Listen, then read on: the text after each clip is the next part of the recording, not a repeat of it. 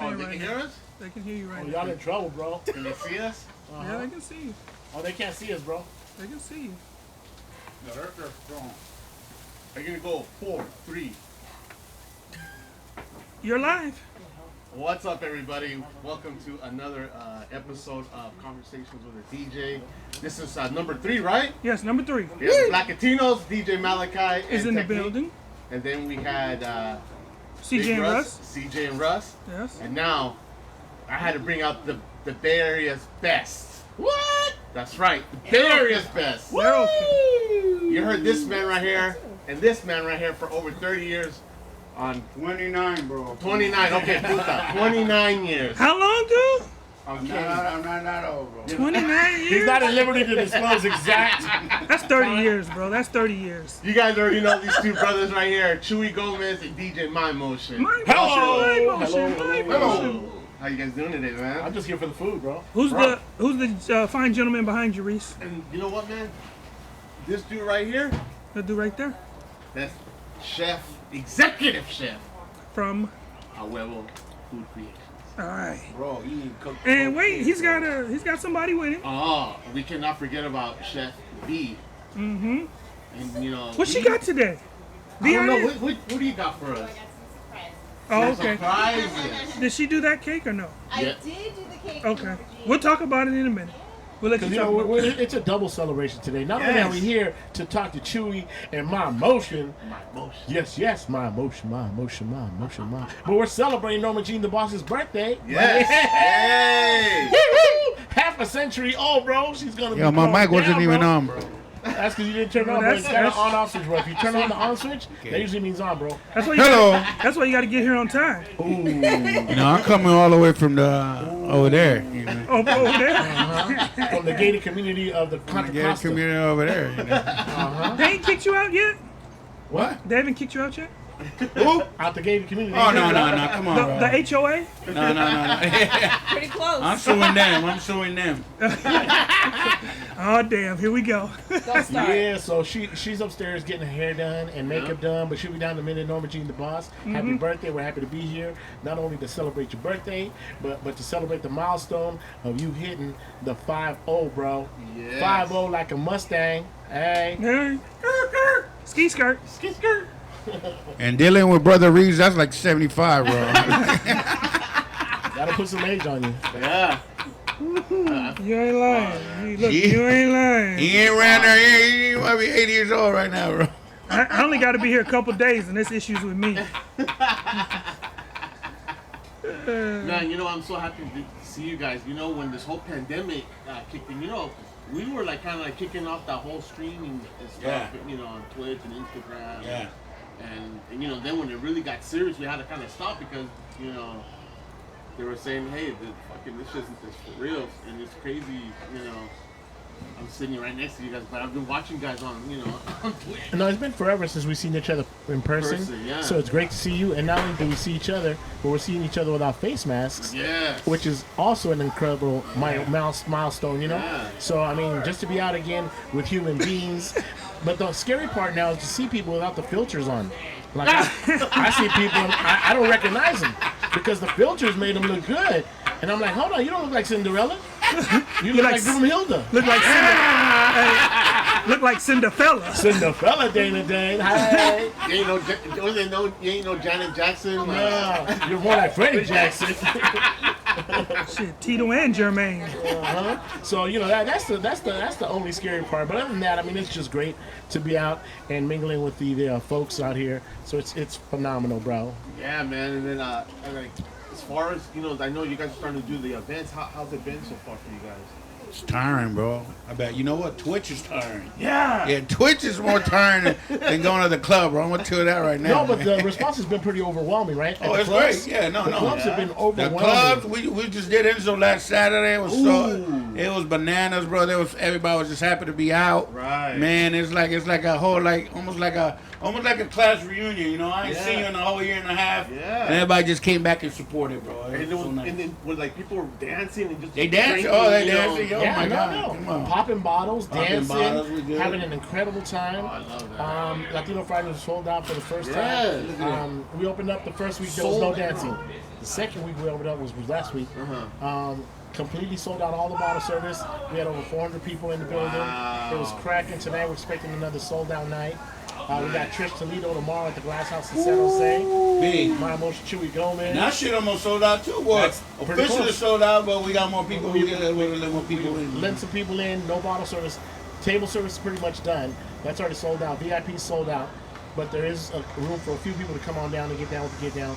That's happening tomorrow. Trish Toledo at the Glass And House. Sunday, I'm doing with Val G. We're doing the Pride weekend on Sunday because there's no parade, so a lot of clubs are going on Sunday. So we start at 3 p.m. It's big. Myself, Bonsky, Jay Spinoza, Val G, and Bon like I said, Kiss. myself, Bon Frisco? Kiss. Bon Kiss. In Frisco? In Frisco at the Holy Cow. Holy cow. Holy cow! Val G, man, that's the homie right there. Yeah, Val G. What's up, Val, man? I remember listening to her mixes on Hot. Yeah. Man, that's sick, bro. You know, I always tell people, like, when we like hang out and go eat, I always ask you guys about the early days, you know?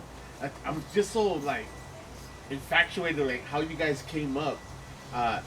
Chewy, you're from South City and you're from San Francisco. I mean, you guys had to, like, put a border, like, hey, homie, you don't go over here. And No, but it was untold. It was untold. It was like a border there because I used to try to DJ the South City high dances and all that. And the prince would be like, well, you know, we got Chuy Gomez. He's already doing it. That was one party. So I go to what's the other high school? El Camino High School. I go to El Camino. Oh, you know, Chuy's already there. I'm like, who the fuck is Chuy Gomez, bro? I got him set up that I got turned down the second time, you know. He said, I got mad. But he had South City on lock. We did all the dances at Morelos, the stadium, all the quinceañeras and weddings we had locked in South City. And then, we started doing a lot of other things. We just started doing garage parties, backyard boogies. And it's good. I mean, and luckily for us, it's been great.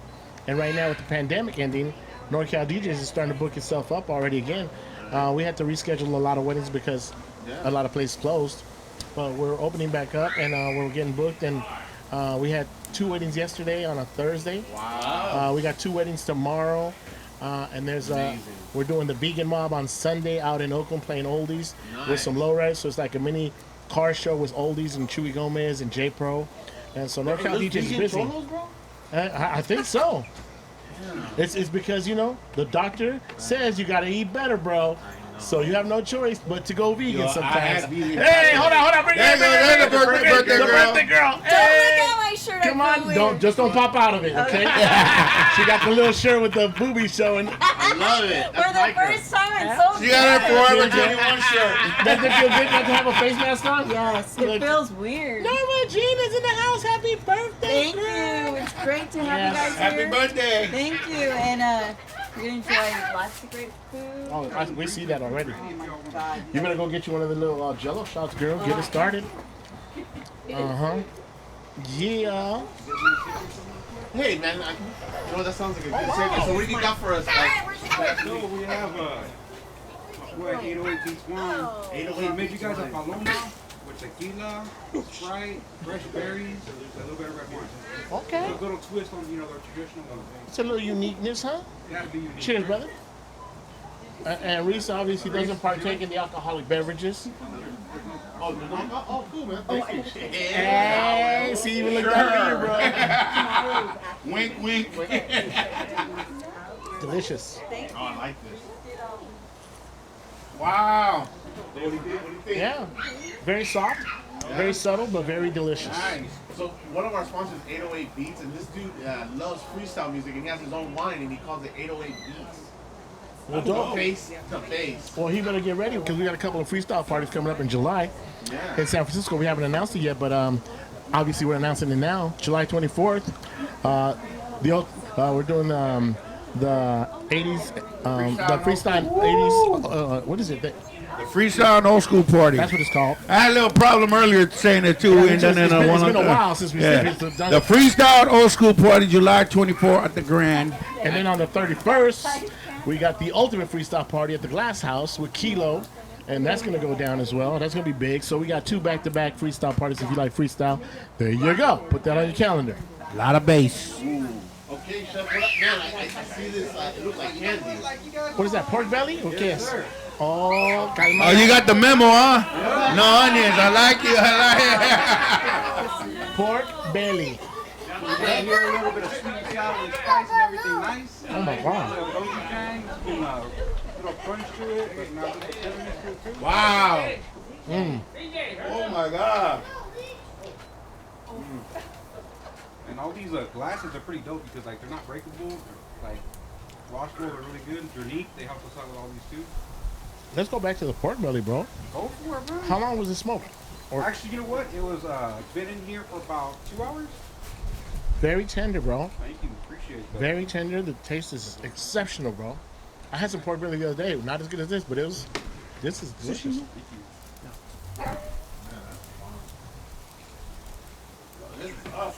I'm saying, right? I might have to forgive me.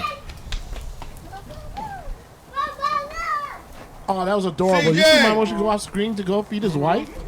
That was adorable, bro. That's love. Bro. I didn't see you running off to.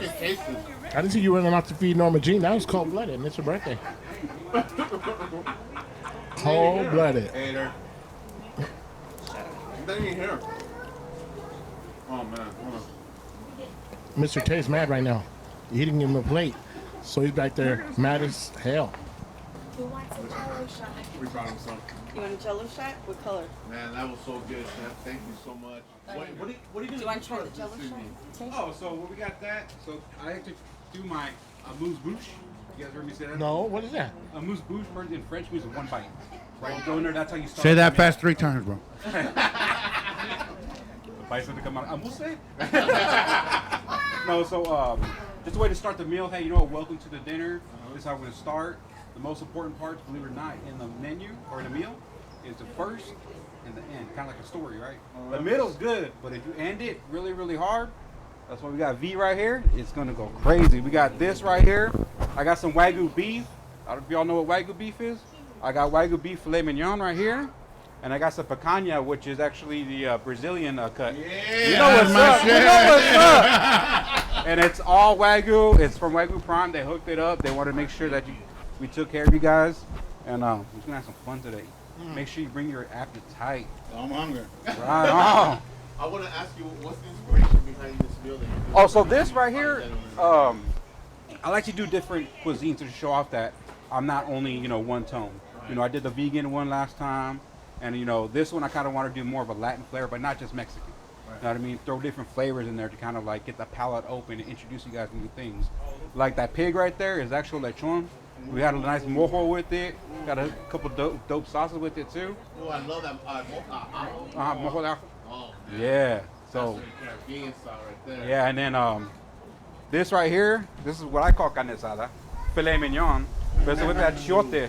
Right? And then we had the Brazilian beef, the picanha, with a little bit of ají verde. Yeah, and then my boy GM Pops hooked it up with some of his GM Pop Esquite, which is fire. Once you guys have that, I'm sorry, man. Yes, sir. What's the tradition of the apple in the pig's mouth? Why does everybody do it? I don't know. I just think it looks cute. Because I always see that. Oh, my bad. I always see that when they do a pig, and that's why I asked my guy Malachi. I said, "Put the." I didn't see it till now. Right on, man. It's good for more decoration. Right? Definitely, man. We're gonna have a good show, guys. This is Conversation with a DJ. We're just hanging out with Chuy Gomez and Mindmotion, Chef Eddie, Mr. Tay. Then we got Malachi, my Black Latino brother from the O. He's gonna be hanging out with us. Papa Roy, Mama Cookie. We're celebrating Norma Jean's 50th birthday, man. I'm so happy for her today. Man, you got the whole bar set up. Yeah. We're gonna hang out around. I'm 25, don't forget. Okay. we're gonna hang out. You know what I'm saying? Let me get But Chewy, Yes. what inspired you to get on the ones and twos? On the turntables, it was actually funny because there was a guy named Jimmy Molina who did some house parties for some girls in South City. And he had a crew called Sounds Jam, and he was a big fan of Radical Rich. And I'm assuming so because his whole outfit, his whole getup was straight San Jose. I mean, they moccasin What's that boots. mean? I mean, moccasin boots, the What's flared that up mean? pants. Huh? What's that mean? What's that mean? What? San Jose. It was very disco, bro. What you mean? In South City, we didn't wear moccasin boots and tight T-shirts. Well, okay. You know, with fake Clarify, muscles. that was the Latino scene. Brothers wasn't wearing that shoe, so don't Yeah, they were. You were from San Jose, I right? used to go to Mothers. You don't know about Club Mothers. Nuh-uh. See, the real brothers didn't go to mothers. So anyway, so these guys had this crazy style, but they were mixing, and I had heard music, but never really heard it like in the mix at a party. And just seeing the simplicity of the setup, they had the police beacons and the purple lights in the garage, and you know, and they were connected with a battery charger, because you know, back in the day, if you didn't have the official trip light police beacons that you plug into the wall, you had to kind of jimmy rig them with a battery charger, because they really came off of an ex-police car or something. So you jimmy rigged them with a battery charger in order for them to turn. They have to bring an extra battery. You had to bring a battery charger per beacon. That's straight So if you bicep. had, if you had 2 beacons, you had to bring two battery chargers. You plugged in the battery chargers, then you plugged in the connections to the beacon, and then it spun. So that was crazy. Right. So anyway, so that's kind of like what really got us to like, oh wow, we should do that. So then we got a crew together in South City, and we put together a crew, and that's how it all began. Oh man. Now, was Hugo always interested in No, DJing as well? Hugo was much younger than me. He got inspired by seeing my equipment in the garage and going on there, and he was a big fan of Shortcut and the scratch DJs, and so he used to want to come and scratch on my equipment, and I used to have to cuss him out because you know this was my business, and I got paid for DJing. And if he broke a needle, he wasn't gonna be able to pay for it. Right. So I used to cuss out my brother all the time. But he used to want to DJ all the time and come on over there and want to scratch on my stuff. And I'm like, you can't be doing that, bro. Right. Don't do that. Right. And come over there, and then that's how he got started, just by watching me do what I do. And then he wanted sort of to do it, but with a more b-boy flair. I was more into the Cameron Paul, Michael Erickson blend mixing. I didn't want to do all that scratching and cutting like Mindmotion. Mindmotions were always a triple threat, bro. Yeah, you know what I love? That story that Mindmotion told me that the guys, Cuber and those guys would call his house and prank call him. This is when everybody had an answering machine. And it's real, bro. Yeah, I used to get a call like just you know, mind you, they used to DJ just like DJ, but then they got into the scratching, after that.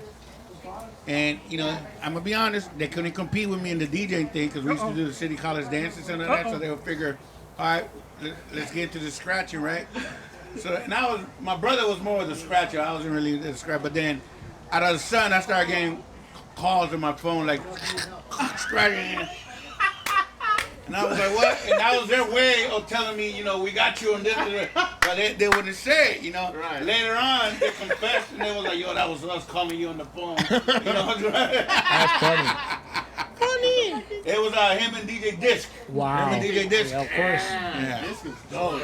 So they both, I want to say DJ Disc and Cuba really made the whole 360 change from actually DJing. So they were actually like mobile They were DJs. DJing, yeah. We used to do dances at City College with Shortcut and Cuba, Disc. And they were just DJing, but they noticed that almost like they had to find their niche. Right. I said, let's go this route, and I want to say first 2 scratchers, like really, really tight scratchers that I haven't seen was DJ Disc and Cuba. This was phenomenal. Yeah. What happened now, brother? He's still around? You'll find him every now and again. Just like Joe Quicks is still out there doing his thing. Joe Quicks is another bad brother. Mm-hmm. That's what got you into DJing? Well, for me, it wasn't really that I had no choice because the whole family was DJing, Right. I never wanted a DJ. I wanted to be a graffiti writer. Really? So I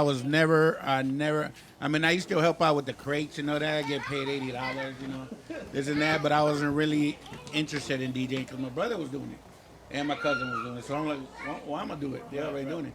So me, I was always like the graffiti guy.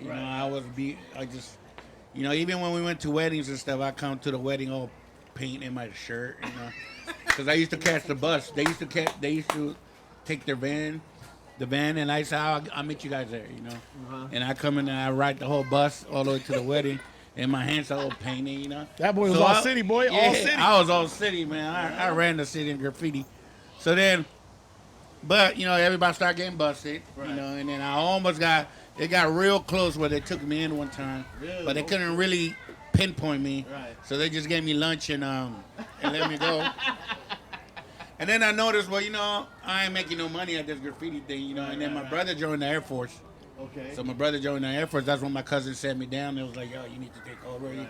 You already know how to. I already knew how to do it. Yeah? But I didn't want to do it. See, there's like I already learned from them, but I was not interested at all. But then when my cousin sat me down, and I said, all right, let's do it. And then the paychecks, the money started getting bigger. I was like, great, So, and that's what got me going. It wasn't really, like I said, I wasn't. It almost like I had no choice, and it found me, because I already knew how to do it, and I fell into place on taking my brother's spot. Rick, can you talk about your brother? Like, for the people that don't know who your brother is? My brother's DJ EFX. He made his name out here real big with DJ Digit back in the day, BPM Records. And they had a lot of records. They had a studio called Third Floor. Remember the Third Floor Studios? Yes. Right above So they made a lot of records. They got nominated for Grammys. So it was like big. They moved to Amsterdam. It was so big they had to move. Their operation was so big that they had to move to like the capitals of dance music out there in Amsterdam, Europe. But you should. And a lot of people say, my Mindmotion don't DJ house. I DJ house, bro, because once again, I had no choice. I fell into the spot. I fell into all the records, Townsend, Club Townsend, Thursday nights. It was all house, bro. It was like, we was in there getting drunk, so I learned the music just by getting drunk and all that. So once again, I had no choice. It's almost like this is what I had to do, or what I was meant to be, or whatever, by no choice. By no choice. What year was that, E? Townsend? No, what year did you start spinning by, By myself? Yeah. I want to say I started DJing like really. I was already doing weddings and all that, but really I took place when my brother came back from the Air Force. He came back like in '88. He did Townsend, but then I really took place like I want to say like in '92, '93 when we used to doing the night break. And for some reason my brother was sick of hip hop. He goes, I want to do house. You know what I'm saying? And he gave me the club, because the club was all hip hop, right? He gave me the club in '93, and from then on, I think that's why I really, came upon myself, and I adapted the name Mindmotion, because the original name was Mindmotion Master Mix, the mobile DJ.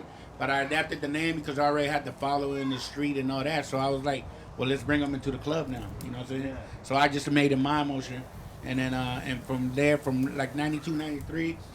I blew up that club, bro. It was like so bananas, and then I want to say my big break in the club thing. It was a Michael Brown. My brother was doing this party called "Don't Sit on the Furniture" with Martell and them, right? That was huge. That was a big at the show place. It's got a funny name, but it was a huge 2,000 party. people, bro. 2,000 like 5 foot tons. Where at? It was at the show place in San Francisco. And it was like, they used to do it in malls, bro. They used to, like in the middle of the malls, like at the Nordstroms, they used to do it. All the stores were closed, they used to do them in the quads, big. That's when you're connected. You can do that kind of stuff. 2,000 people, and these right? folks were politically connected. Well, Mike Brown was connected, right? Well, That's my what I'm brother, Mike Brown was hosting those parties. So he was my connected. brother got hired. Is that the fifth My- member of my- the Pirate DJs? Yeah. Yeah. So my brother he couldn't do that party that day, and he goes, I got my little brother, they'll come do. I went in there, and I'm not knowing about the whole little fashion scene, I just went and did me, and I just murdered the way they like. So it's almost like I flipped all them parties because I just came straight street and played all the hip hop shit. Next Thursday, that was a Saturday. Next Thursday, I got like the biggest compliment or something that Mike Brown. We was at Townsend, and he told everybody, other big promoters, yo, Raul's DJ Effect's little brother just killed that party. He like straight vouched me in with all the promoters. And after that, he straight co-signed. After that, I started doing Don't Say Level Ups, Right. 5 Foot 5 Foot Tongues. Tongue, yep. I just like from then on, and that's when I took out all the other DJs. They were hating. Right. Because I'm the young guy coming in, and all the older guys are like, I don't want to say, but I forgot your name, but like what's Ross, the DJ, what's his name? See, I'm forgetting right now, but I'm saying, so I just came in with Jerry Ross? Jerry Ross. He was like the guy. Like before me, Jerry Ross was doing all those parties, you know what I'm saying? Right. And then here I come, young dude, not even knowing who he is or not. And that's just by Michael Brown saying, this dude murdered the Don't Sit on the Furniture party. It just took me up, and then that was it for my mobile gigs.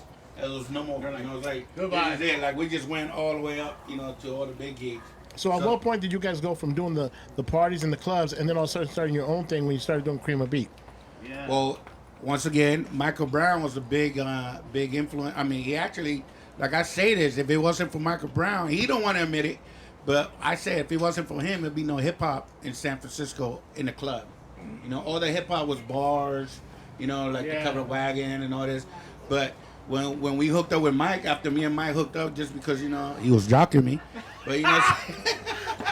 Hey, can you tell him who's his dad, bro? So his dad is Willie Brown, so we had a little juice already. You know what I'm saying? just a little bit.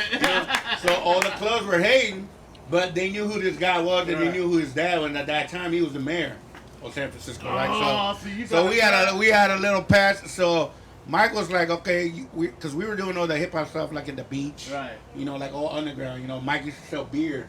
Yeah. He used to walk around with beer, and that's how we made our money because we couldn't charge our dough. So, but he was like, we gotta take it inside, you know what I mean? So because of Mike and his little plug or something, we were able to come in the club to I don't want to say a bar because hip hop was already in the bars and all that, but I'm talking like the big clubs where there's liquor, you know, and all that shit. Like, so he brought us into 330 Rich Street, was back in the day it was called the Outback, and we did a party called Mothership Connection. You know, so that's when the funk and the hip hop was mixing together. Right. Tuesday nights, right? And then from then on, it got too big. We moved it to the Kennel Club. It was there. Now it's the what is it, Malaga? The Independent. But it used to be called the Kennel Club. So we moved it there. It got too big. Then we moved it to Big Art City. You know, and then once again it got too big. Right, so it was like Mike was like, no, we need to take it bigger now, you know. Right. And it was all Mike, because before we were all denied on doing hip hop out of club. It was because of Mike that we were getting that juice, you know, like, because he knew all the club owners and all that, you know. He's so the fifth Beatle, bro. Yeah, no, he was the dude. And you know what? And I say he don't like to admit it, but I tell motherfuckers, yo, if it wasn't for this guy, we would never been able to DJ at a commercial club, you know. Right. And then from then on, everything started spurring out. You had Informal Nation with Michael Connor from Berkeley, you know. Then we had Cream of Beat. We were doing Cream of Beat at Big Art City. Then we moved it to the Trocadero. Like, you know. What was that party you guys did at King Street behind the house? That was Cream of Beat. So there was 2 parties there. It was the Informal Nation. I think it was like second Saturdays, and we were doing 4 Saturdays. Cream of Beat. So that's how I heard it. So those 2 parties, and then the lady, that owned that club, she was really open to the whole hip hop thing. But not in the front. She wanted it in the back. The front was her money, you know. That's the big money house maker. gig. The house gig. But then we started making more money in the back than her front thing, and then she gave us the front. Really? You know, and then so we started doing like the last 2 Cream of Beats there. They were in the front. You know, like I love Townsend was dope, man. But the King Street was the shit. Yeah, it had that warehouse. Yeah. It was all And, you know, and this is before the stadium was there, and then I remember we used to get into a fight. There was like a little fight. She'd be like, okay, no man, it's only 50. We're only concerned about 50 feet. She gave me so much game, you know. She was like, oh, they're fighting over there. That's not our problem, you know. I mean, she gave me so much game in the whole club. Audrey, her name is Audrey, you know. And then she joined the association, the Entertainment Commission. And then she started hating on me. I don't know why. But you were making her money. But I'm saying she thought I was trouble. I don't know. I don't really think she knew I was Mindmotion. She just knew the name. She didn't know that Eric was Mindmotion. So she just heard like, you know, a couple of trouble things that we had, and she just knew the name. But she didn't. I don't think she really pictured. Oh, that's Eric. Yeah. You know, 'cause she knew me as Eric. You know. Right. So, but yeah, those were like pioneering days, bro. I'm gonna tell you right now. You know what party I used to love going to when you guys just do it at 181. 181 was big, bro. That came from Adam. He was a part owner of Townsend. Oh. Once again, it's a Michael Brown hookup because all them dudes I used to do all their parties. You know, like my brother quit so much shit that he gave me all his gigs. You know, I was doing Live 105 nights on Fridays at Townsend. Yeah. Modern Rock. Are you serious? Yeah, because my brother didn't want to DJ that shit. You know, like my brother was, I want to DJ house. And he got fired. They kept checking him. They kept saying, yo, this is not Modern Rock. This is not Live 105. You know, and they're like, well, my brother will do that shit. So I ended up doing Friday nights at Townsend Modern Rock night. That's how you know that shit. I know that shit. You know, like, that's funny shit, right? You know, when I used to You know what's crazy? I've been a fan of both these guys for a long time.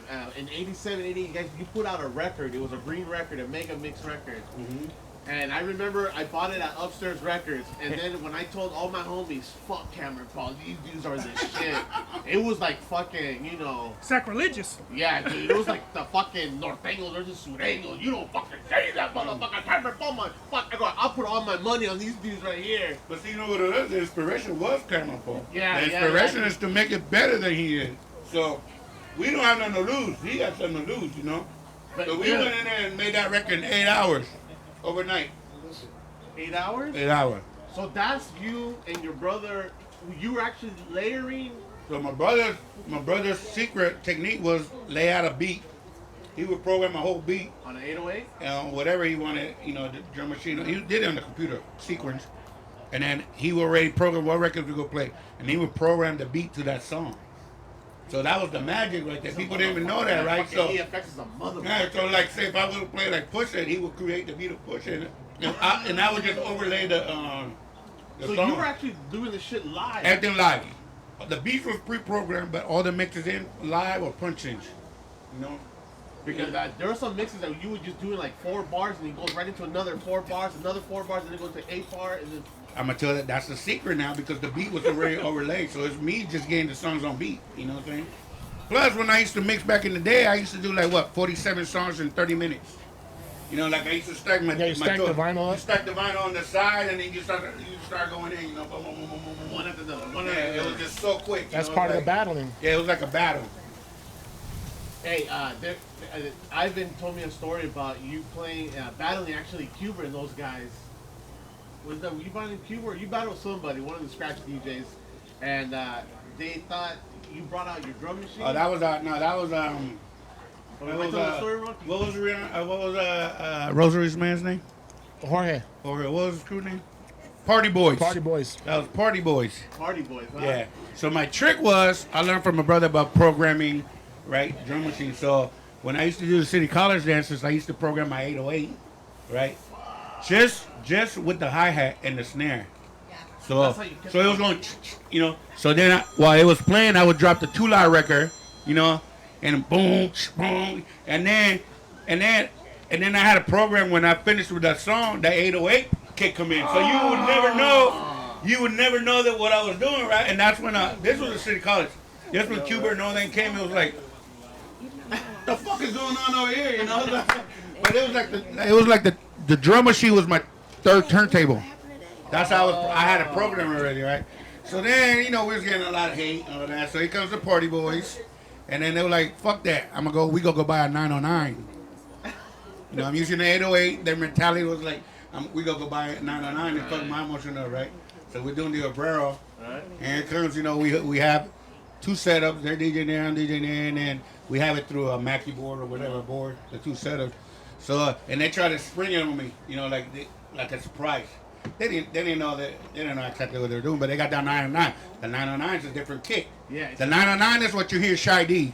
That's Shy D, like, you know, the Shy D drums. Right. Those are 909s, right? So here I come, I go, this motherfuckers are trying to take our stuff. So I busted the drum machine, and on top of their 909, I hit my 808 kick. Right.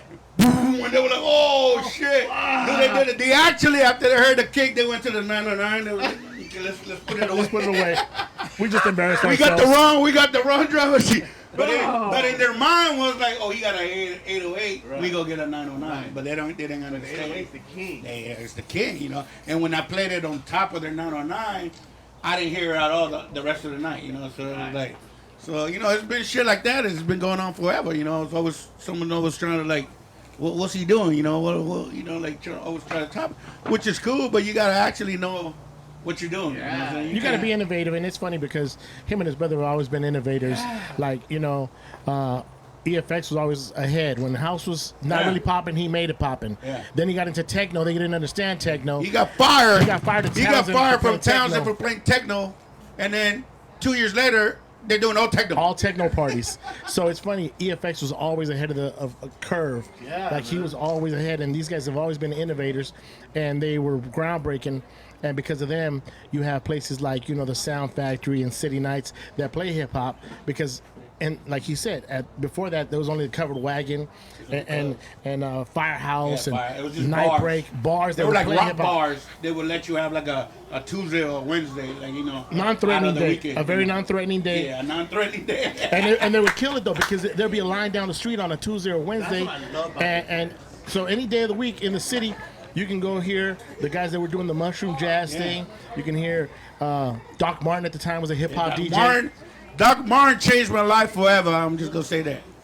DJ Doc Martin. DJ Doc Martin changed my life forever. You know, we were in the streets. I was playing rap. We were playing NWA. We were playing all the 2 Live shit. I wasn't playing hip hop though. And I went to Townsend, 1987. I snuck in there, and he was playing Chill Rock G. And my head was like, what the fuck is this? Right? He was playing, yeah, I'm the Future Shock. Yeah. I clubbed thousands, 1,000 people dancing. In my head, I'm like, what the fuck am I listening to right now? And that day was a life-changing day for me. Because that day I got into hip-hop. Really? You know, we were playing rap. We were playing other NWAs and the CIA crews and all that shit. All but the garage party classics. all that day in '87, Doc Martin changed my life, bro. Crazy. You know what's crazy for me, man? When I'm coming to see you guys play at Cream of B, I like yearn to bring that vibe to San Jose, dude. Yeah. And it took me a long time. Like, well, thank God, you know, Albert Campo and Richard G, you know, they were like the big dogs out here, and they had the clubs. So, but you know, again, San Jose was scared of hip hop, you know. And it's the whole, you know, they're just scared of black people. But I'm like, dude, Latinos fucking love hip hop. Asians love hip hop, you know what I mean? And then you got some crazy ass white boys that love it. Like, they love Metallica, but they love fucking hip hop. That's hip hop now. Yeah. Or the rocker guys Yeah. and the hip hop guys want to be rock stars. now. Yeah, it's crazy. So little by little, I was, you know, breaking down the barrier. And it wasn't until when I hooked up with Tay and then these other guys, we were doing Club Flavor. We modeled that party after you guys. Yeah, it was great, man. I remember seeing when I met Chuy. I always heard you on the radio, and you know. You're one of my inspirations that when I first started doing radio, I wanted to be a van driver because of you. What? Van driver, boy. Van driver. What? For the street team? Street team, bro. You know what, man? Well, you were aiming high, huh? You know why? Gotta start somewhere, bro. Yeah, you know why? 'Cause What?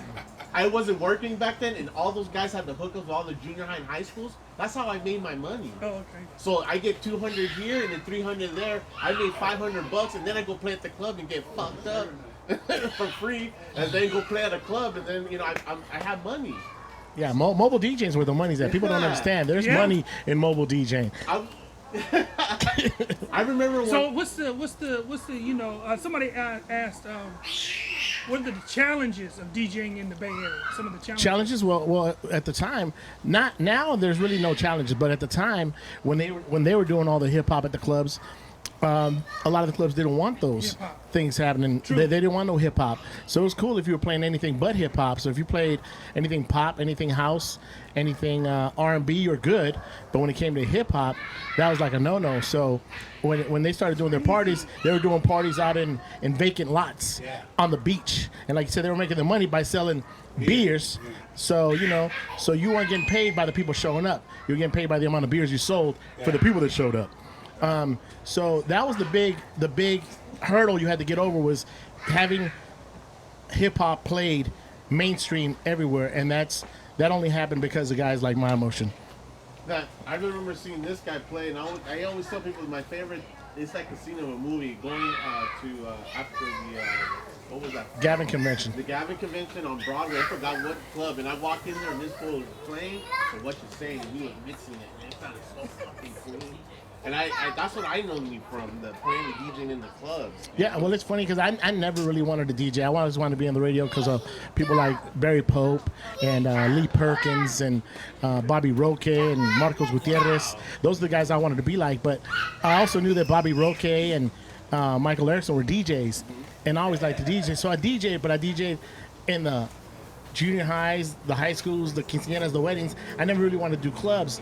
And then I met Eric, Mindmotion, and Kevin, them dudes. And then Kevin, the drum, were having a party for the Gavin, and that was on Broadway. What was the 443.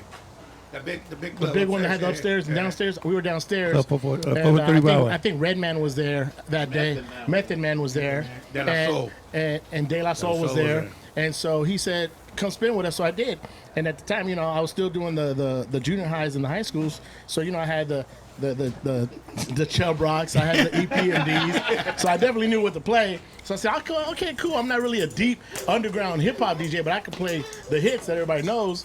So I went and got down with the guys. For me, man, I was like, this motherfucker's ahead. He's a hip hop. He's a backpacker. Chuy Gomez a backpacker. But see, a lot of people that knew the Chuy DJ. They never knew. I always told people, Chuy DJ. Yeah, even He's now. an actual DJ. Just because you hear him on the radio, and I'm DJing, but he could DJ. Yeah, and he plays all different styles of music. Yeah, and the funny thing is, even now today, people see me they'll see me whether I'm DJing on Twitch or whether they see me at a party. I'm like, oh, I didn't know you DJ. Man, I've been DJing since '85. You talk about the early days of radio. So Marcos Gutierrez, he was, I can tell he was a big inspiration. I always wanted to ask you, how was it working like in those days with like Mancow and all that? Oh, it was dope. I mean, because at the time it was a big battle between Wild and KMEL, because KMEL was the big dog. KSOL was kind of dying because it was R&B, but it wasn't being innovative, and we were at KSOL. And I started there with Marcos Gutierrez via Tony Silva, because Tony Silva introduced me to Marcos Gutierrez. So when I was at KSOL, KSOL was about to switch over to Wild 107. So I was there when it was KSOL moving over to Wild 107. And then they brought in this guy, Mancow, to do mornings. And he knew that I was doing everything on the weekend. So I was doing the Friday Night Flavors, I was doing Saturday Night Street Party, and I was doing the oldies on Sunday, but I was a street team guy during the week, and I was driving JoJo Right and dancing Dave Morales to their events. And so Mancow comes in, he goes, this guy knows everybody. Let's get him on the street team. He could be our morning show ambassador. I'm like, all right, cool. So I was working, doing my part-time gigs, but I was doing the morning show too. And so I became part of the Mancow show, and I was doing everything that was like silly, walking around with a chicken on public transportation. So Nothing's changed. I get on Muni, I get on bar with a chicken.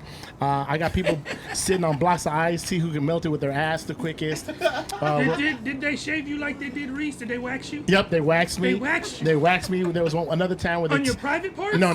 From the waist up. From the waist up. Reese let him No, do he was his hanging out with JV. That's a whole different level of stupidness that was going on over there.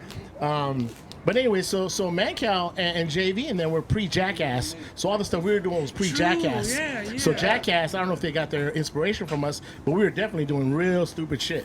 And so at one point they taped money to me, dollar bills, $5 bills, $10 bills, and I was covered in money. And then we had people come out and gave them 2 minutes to grab as much money as they could. So I'm getting tugged and ripped.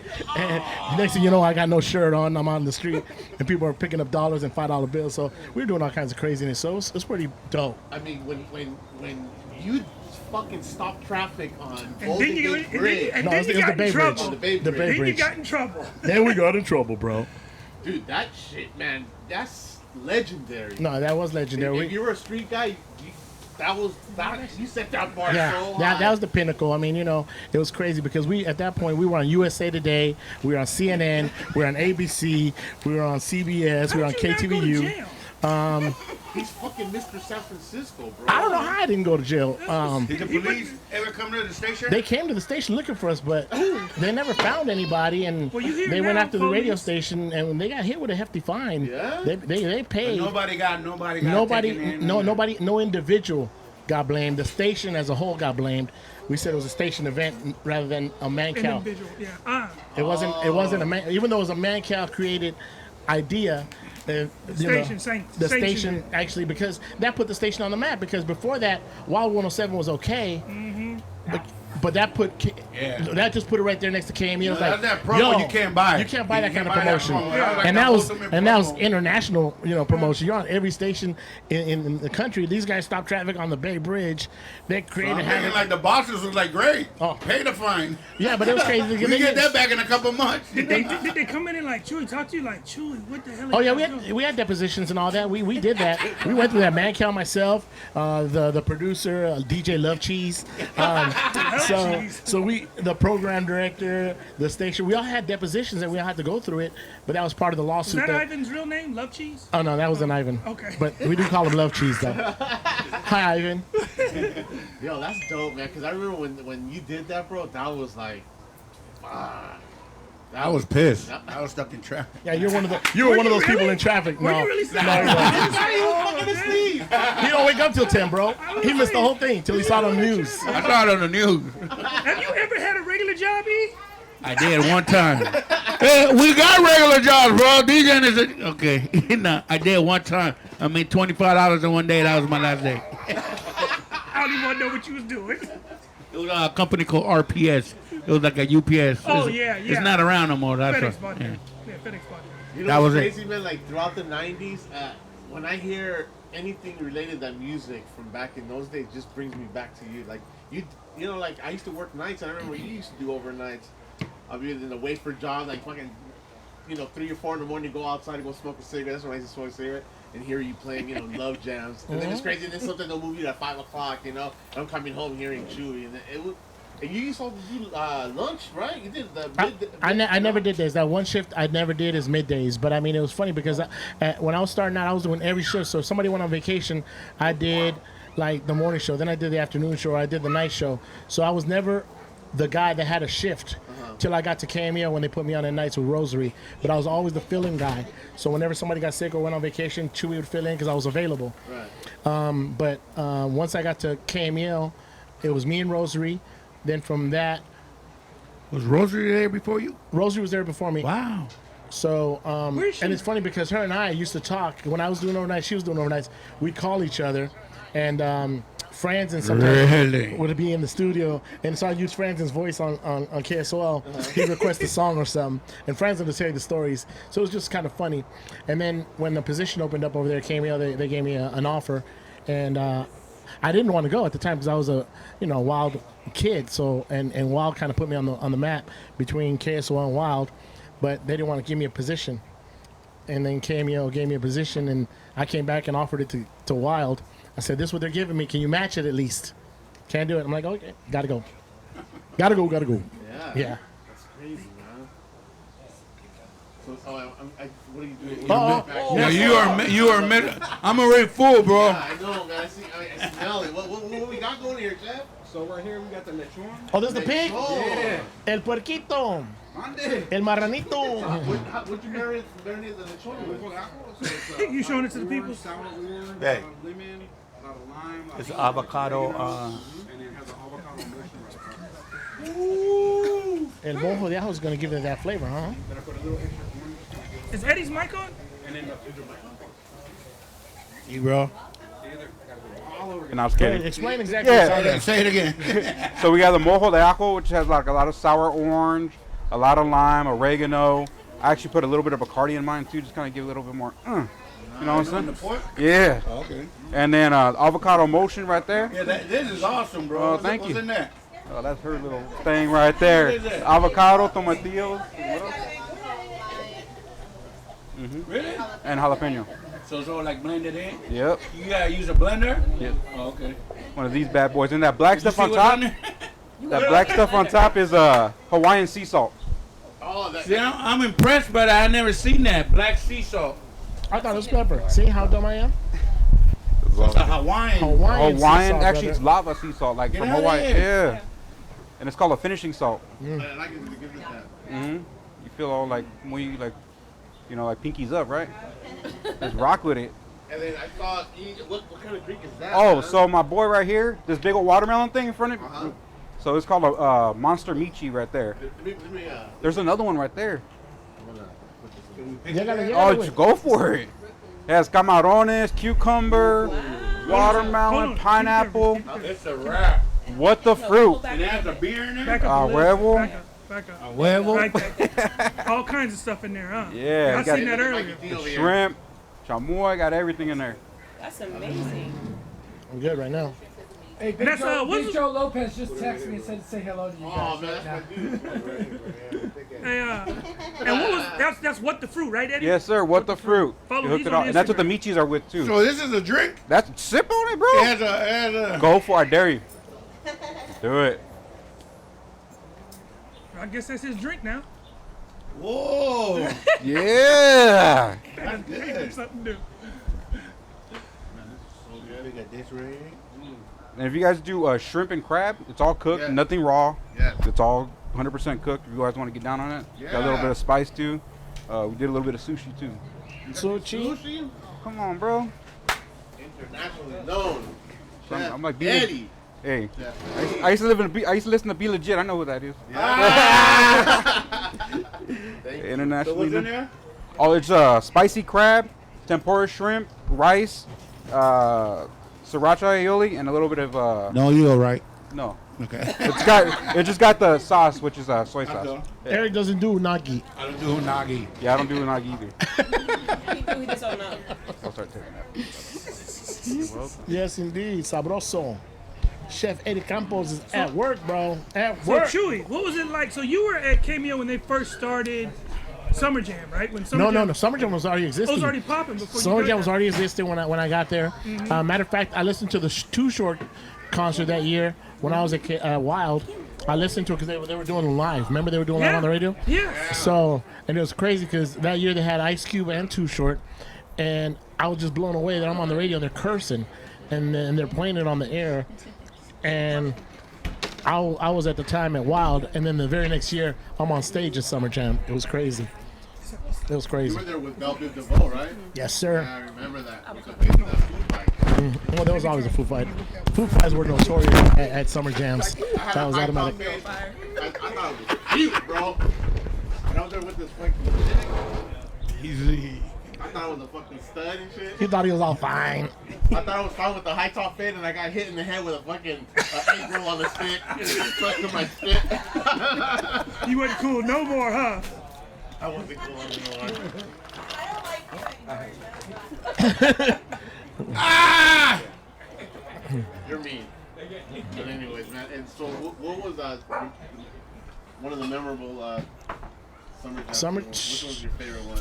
I don't think I have a favorite one. I know that there was a couple memorable ones.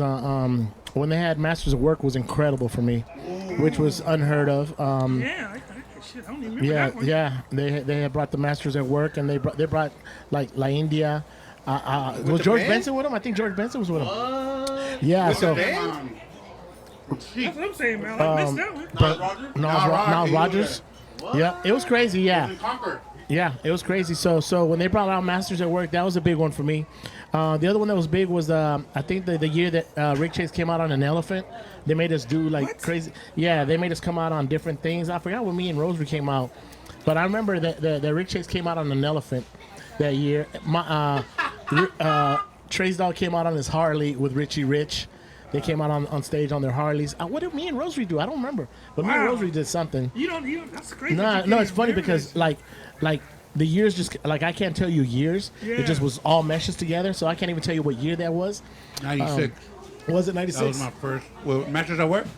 No, when we did Oh. the elephants and the animals. What summer jam did you guys do? With Master at Work. That was my first one. No, actually, I didn't DJ that. That was when No, that but you were joint there. came out. Right, that was but through there. I went. That was my first one that I went backstage and all that. Yeah. So yeah, those were a couple of memorable ones.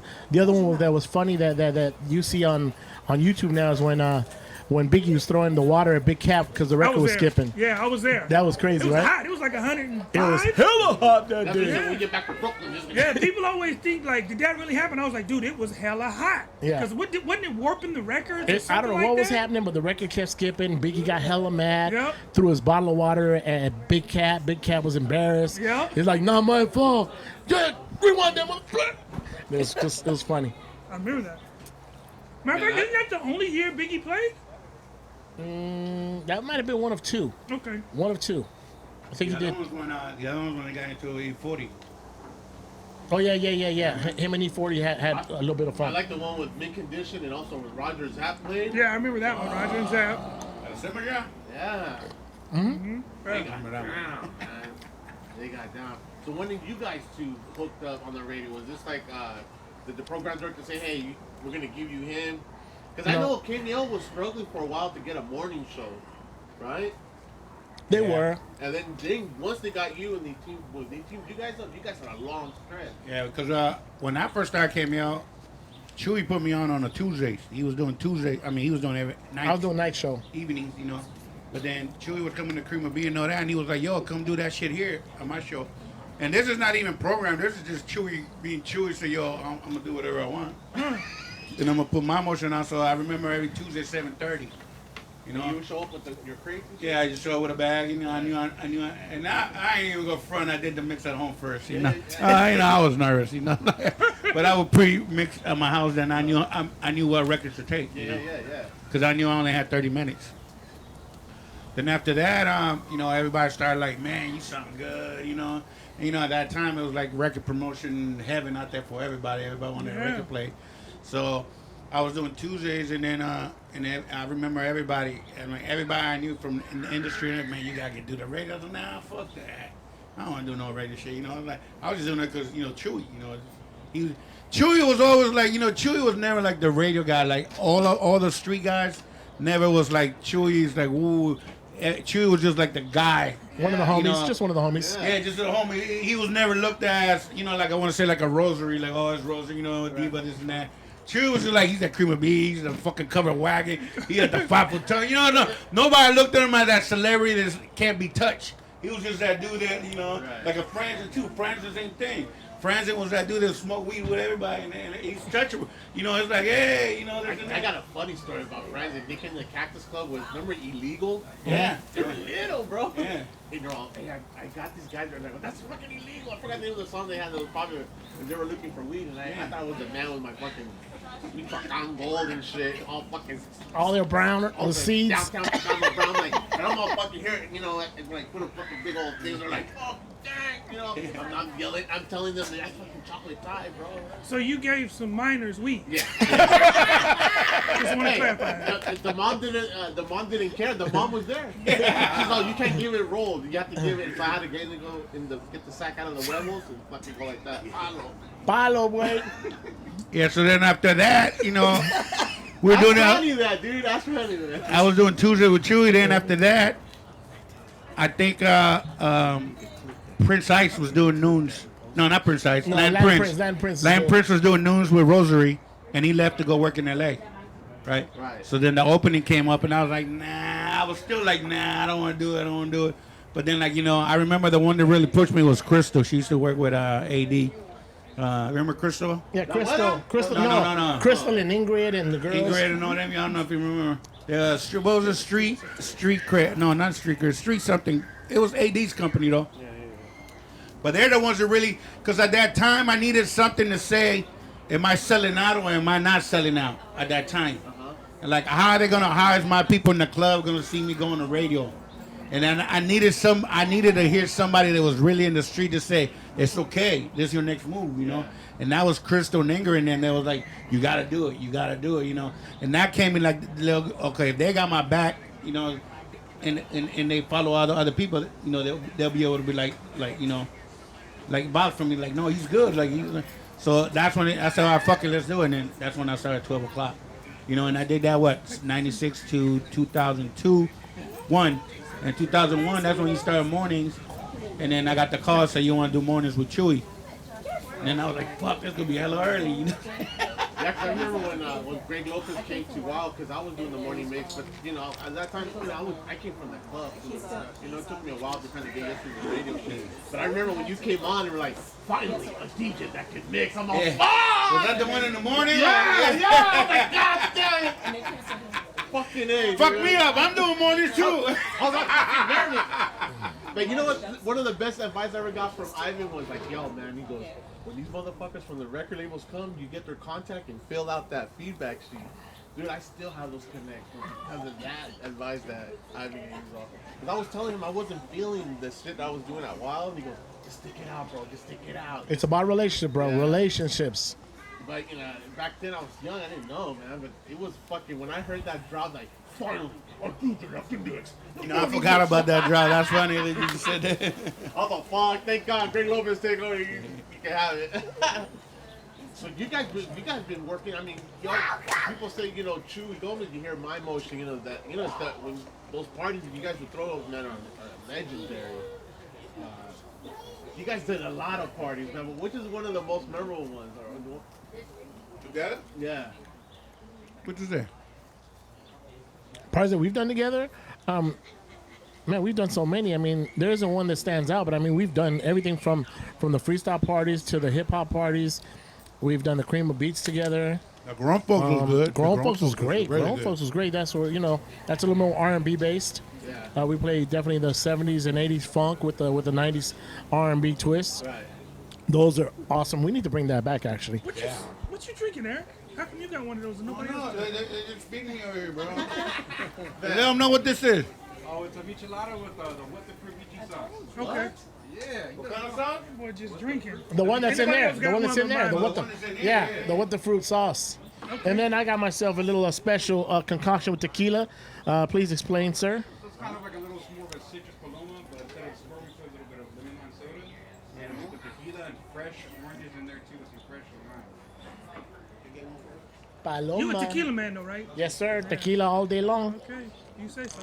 Poppy. I got a new favorite too, by the way. Oh, yeah? What is I've been on that Don Julio 70 for forever, but there's this other one called El Tesoro Añejo. Ah, you fucking Woo! you switched. I just got a 70 on Wednesday. Dude, I didn't switch, but if you can get your hands on the El Tesoro Añejo, bro, you will thank me later. I guarantee you, it is bomb. And Tesoro?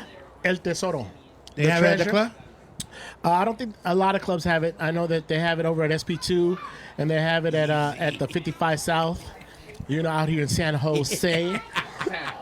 Where they wear moccasins, right? Where they wear moccasins and tight shirts.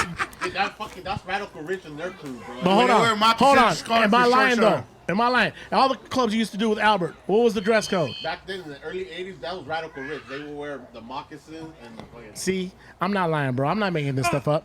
We can have a cartoon after this. I didn't frequent those clubs. I wouldn't know. I didn't frequent I those just like clubs. the music, but yeah. No, but anyways, so that tequila I opened up on a fluke because I had killed all my bottle of 70 when I was doing a Twitch, and I'm like, man. And then my man Peter Q had just gave me a couple of bottles of Tesoro, and I had them just as decoration in the back. And I popped it open, and I'm like, let me try this tequila. Man, changed my life, bro. That good. I just got a bottle of 70 on Wednesday. I guess I'll keep it. Somebody just walked in with a 70 right now. That was you, huh? Now, Mama Cookie, bro, and Papa Roy, they listen to you on Twitch, right? They brought the 70. They know what's up. You gotta give them a shout out when you do the Sunday night oldies. For sure. Para mi carnal Roy, Papa Roy. Hey man, speaking of the oldie show, man, I'm so glad that you're doing this. It's a tradition, bro. It really is. It is, man. But it's funny, a lot of people don't know. Before Victor and Javier and Tony Sandoval started doing the oldies, I used to do oldies back on KSOL, and it was actually called Cruising with Rico because Rico Tomas, aka Rick Thomas, was doing it. He was the program director. He didn't want to do it no more, and then he says, "Take it over." So we called it Cruising with Chuy, way back when, and then I stopped doing it. Then Victor did it. Javier did it for a long time. Right. Tony Sandoval did it for a long time. Right. So that was their lane. But then when they switched formats on Tony Sandoval and they went to a more adult station and they weren't letting them play the oldies, Right. I said, we need oldies on Sundays. Right. So I brought it back and I said, okay, let me do it. So I brought it to Hot 105.7. When I left Hot 105.7, I brought it over to Q102. I got fired there, so I just took it to CMC, which was an uneven progression, but it still had to be done because oldies are a Sunday tradition. And if you grew up Chicano, Latino in the Bay Area, it's just something you listen to on Sundays, and it just helps you get relaxed before you get started on your work week. Yeah, and what I love about it is the community, Mm-hmm. I know that CMC has their community, but on Twitch we got our own gente. Oh, bro. no doubt. And it's beautiful. I gotta thank you guys, man. It's just so amazing. With this whole pandemic, I could imagine for the people that been fans of your guys' work for many years to be able to come and talk to you guys and say, hey, how you doing? We love you, and is there any memorable streams you guys remember that stick out, or do you have people come up to you and like in the street when you're with your family eating dinner with the homies? Like, Chuy hey, took his shirt off. Team No Shirt. Team No Shirt. He's actually responsible for that, ladies and gentlemen. Malachi DJ started it. started it. What was it? Your Tuesdays, bro. It started on a Wednesday or a Tuesday? Tuesday. Is it a Tuesday? And It's coming back. Coming back? I'm ready, bro. I'm ready. He had this crazy background. He was sitting in the pool, taking off his top. You got in a tub or Yeah, a pool? in a hot tub. And I was like, oh my God. So we started Team No Shirt, and then we started doing it. We got Scotty Fox to do it, myself, even Brother Reese got into the action. You did it? The Paradise later. You did it? Can't wait. You did it? You did it? Yeah. Come on, bro. And you lost a little weight, bro? Fuck. I know. Norman loved the Trail to Paradise, dude. But no, it's funny because sometimes you meet somebody and they're like, hey, it's Jane. I'm Estrella 254 on Twitch. I'm like, oh, hey, Estrella, what's up? So it's funny. So they kind of like got to give up their handle so for them to say, hey, that's me. I'm like, oh, shit, I talked to you. Yeah, I always think about that one chick that her mom passed away.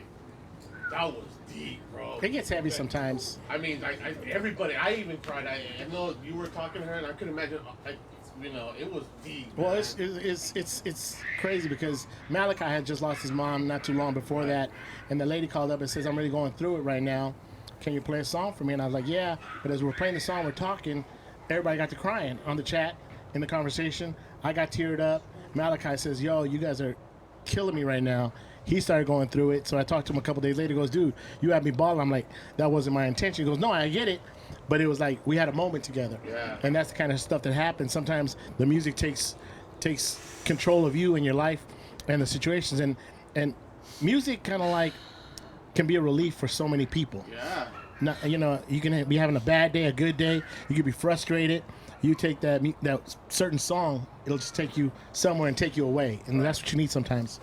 No, man, I just tripped out, man. Like, I feel like I got close with a lot of people that I really wouldn't gotten close to, you know what I mean, because of that, I just, you were doing like these Latin on Fridays, you would play like salsa, cumbia, and shit, and it's crazy, man. When I knew that your song was Dorian, it was crazy, bro, like your brother, because I always thought I was the only Salvadoreño, bro. And now you find out everybody's Salvadorian. Yeah, that was crazy. You got when I go to San Francisco, Jose Melendez. Yeah, Mindmotion. and it was great that like we're Salvadorians, we're DJs, and we love black music, dude. And it was just fucking crazy, man. But I always love hearing you to play the Latin shit because it brings me back, man. I was doing that. Yeah, I was doing that a lot for my moms because my mom's lives in El Paso now, so Mama Motion. Yeah, Mama Motion.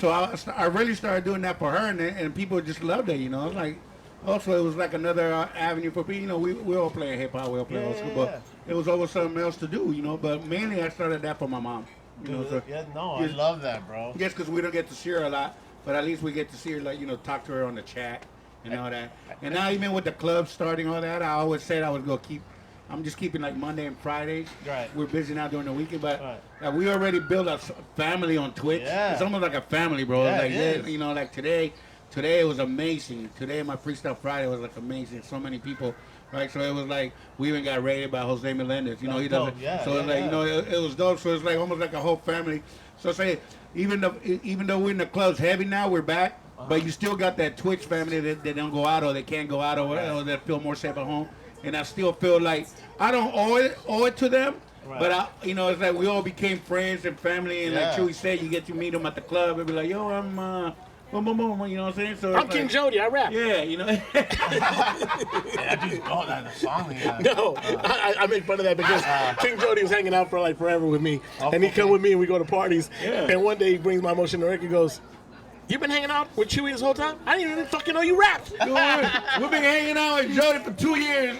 Buying us drinks and that. I didn't even know he rapped, bro. I didn't know that either. Yeah, so Jody was just hanging out with me. He was the homie. He's the kid that worked at, what's the shoe store out here? Keds or Kent's or whatever. And he was giving me these gift certificates. Oh, those zapatos, the Red Wings. No, not the other one. Nah, it's just, I don't know. You remember that gift certificates I used to have with the shoe store?